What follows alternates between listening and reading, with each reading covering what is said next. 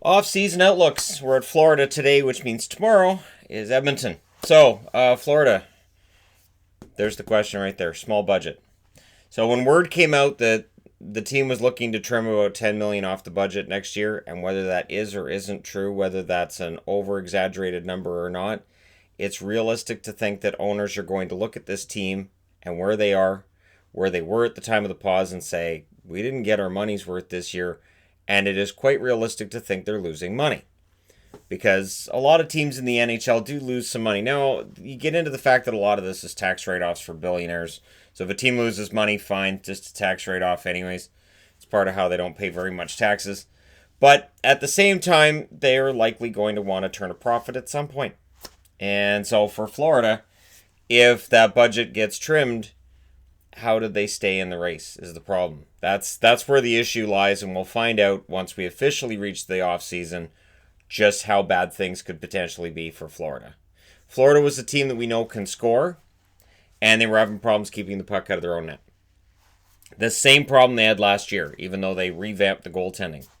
So the question becomes, if they allow some of these guys to go and they bring kids into the lineup, they're going to have more trouble scoring. But if they don't beef up the blue line, they don't figure out what's going wrong and why so many pucks are going in the net, you could end up with a team that can't score or keep the puck out of its own net. And that's got to be something that the team's got to figure out a way around. So Dale Talon's got quite the job ahead of him, especially if he's being asked to cut his salaries and stay in the playoffs. He might want to watch the movie Moneyball. He might want to watch that and get it figured out. And when I say stay in the playoffs, it's with the optimistic idea that the NHL would have expanded the playoffs to like 24 teams or something this year. Because, yeah, they were fading at the time of the pause. So Florida, their UFAs this summer are significant. Hoffman, Dadonov, Haula, Boyle, and Pesek. Now, right now, for next season, they have $60.5 million spent. So $60.5 million spent for next season. You have to think if they're cutting their budget by $10 million, that means they can afford to spend to $71 or $72 million, which would mean $11.5 million for all of these names on the board. So that would rule out Hoffman. That likely rules out Dadonov. And if you take Dadonov out of that lineup, yeah, I actually think they'd miss Dadonov more than Hoffman.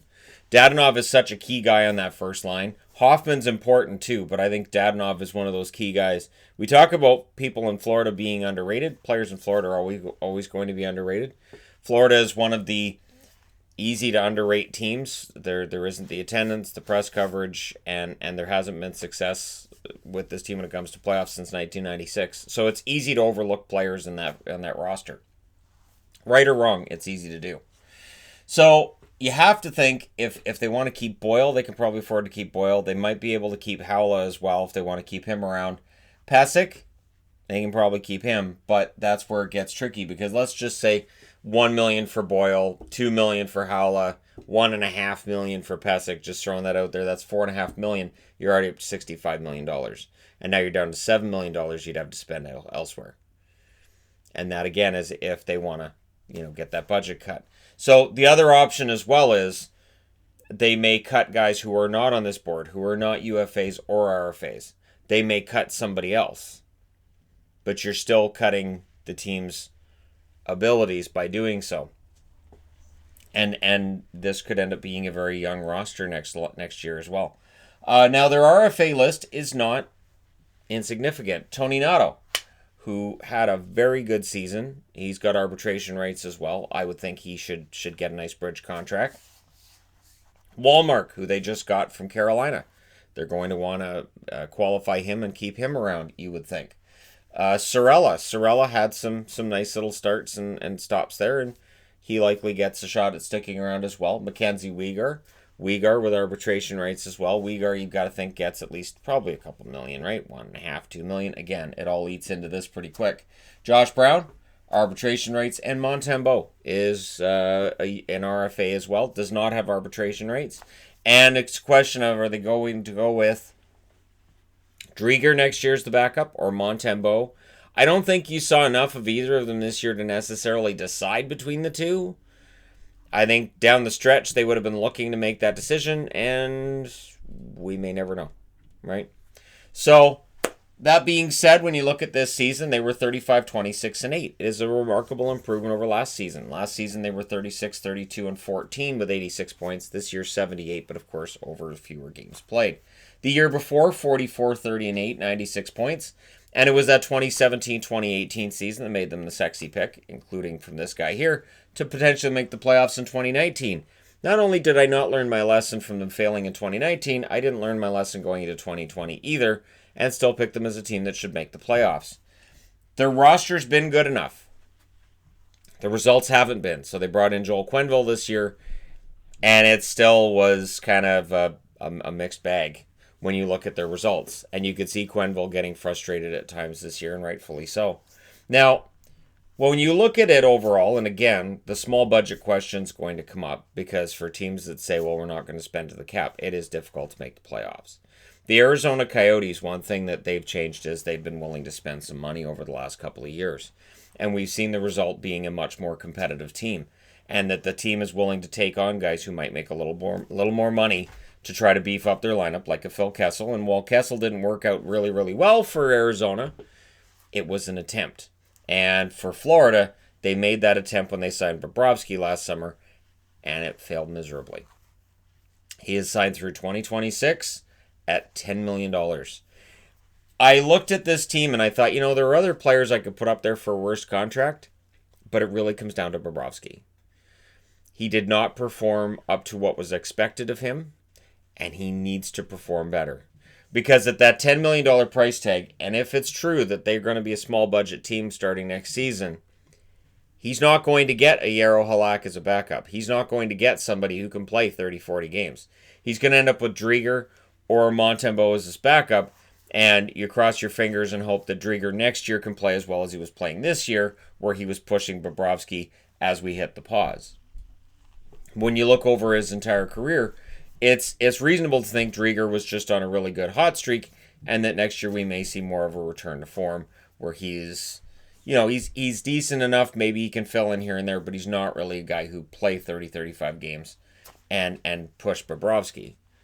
And so, yeah, it is an interesting dilemma for the Florida Panthers, where they went out and got their goaltender. That was the plan. They wanted both Bobrovsky and Panarin, even though they don't have a problem scoring goals. They were trying to figure out a way to get both of them, and they got Bobrovsky, and it hasn't worked out as well as Panarin's worked out with the Rangers. Just throw it out that way. But their best contract, there's two of them, and it's the exact same dollar figure. $5.9 million are being paid to both Barkov and Huberdeau. And they are two of the best players in the league. And at that price point, that's fantastic. Now, Barkov's expires in 2022. Huberdeau's expires in 2023. And yeah, 2 summers from now, Barkov's going to be due a huge raise, as will Huberdeau 3 summers from now. And rightfully so. Barkov's become one of the best all-around players in the league.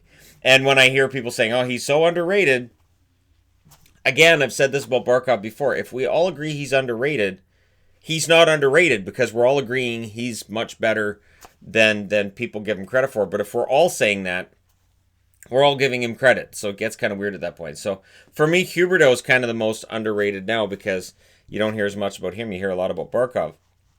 And I'm talking about outside of Florida fans. So yes, Florida fans will talk a lot about Huberdeau. But outside of Florida, if you don't see the Panthers a lot, it's kind of easy to lose track of what's going on down there.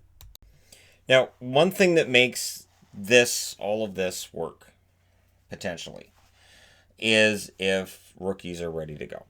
So if you're a Florida fan, you have to be hoping that in the case of losing one of these guys, that maybe, just maybe, some of these kids are ready to go. So Owen Tippett, it has to be his time this fall. There's no in-betweens. It has to be his time this fall. Henrik Borgstrom, much the same thing. If Borgstrom and Tippett are both ready to step in, if they're both ready to score right away, then it can help. Now, they're not going to be Hoffman or Dadonov. They're not. It's very, very unlikely they'll be putting up points and goals like they did. Luos Sarinen, who they picked up from Carolina, will likely get a shot at playing. And Brady Keeper, He may get a shot on the blue line, that blue line that's had its problems. Maybe keeper gets a shot at a spot there. Mason Marchment, who they brought in from Toronto, and Chase Prisky, who was also acquired. These guys are all going to get a chance to jump in. Now, if all of them end up being counted on next season, that means that Florida likely finds themselves outside of a playoff spot even still. Because again, the important thing to keep in mind here is this is a team that was not in a playoff spot with Joel Quenneville behind the bench, with pretty good scoring going on, and if they lose some of that scoring depth this summer and they're adding kids to the lineup, you're going to see kids making mistakes. That's what they do. And you're going to see nights where Florida loses games that they probably should have won and may have won if they'd kept the veterans in the lineup. The thing is that at $60.5 million, based on the projection of the cap, which we know it's going to be different, but again, I don't think there's going to be some big, huge, dramatic cutting of big salaries going on. I don't think that's going to happen. I think we're going to see the NHLPA just take that drop. They'll just drop all of it. Everybody's contracts drop for the 1 year because it's a once-in-a-lifetime, we certainly hope, situation. And so it's possible they'd have enough cap space to keep basically almost everybody together and stay under the salary cap. But Hoffman may very well find himself as the odd man out. That is quite possible.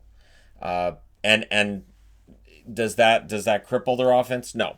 But if they lose Dadonov and Hoffman and Haula, and you're just giving up all of that depth offensively, I do think that's going to hurt. Now, Haula, the one thing with him, of course, is the ability to stay healthy. So it's possible that his asking price might be a little bit less because he hasn't played a full season in a bit. But yeah, we'll see what they do. I think Florida's a really, really interesting team. But I always think Florida's a really, really interesting team. And sometimes Florida's an interesting team for reasons that don't make Florida fans happy.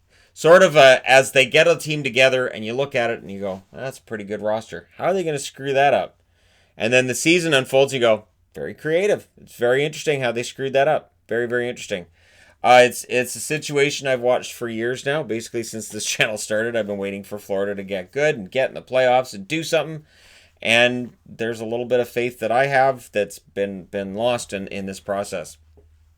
But we'll see, because I would be very happy to see Florida relevant, selling tickets, and see them go on a little bit of a run for the first time since 1996. I think that'd be nice. I don't know how great the odds are of that happening. Probably not that great, but we'll see, right? There's always a chance. I like to be an optimist, even when it comes to the Florida Panthers.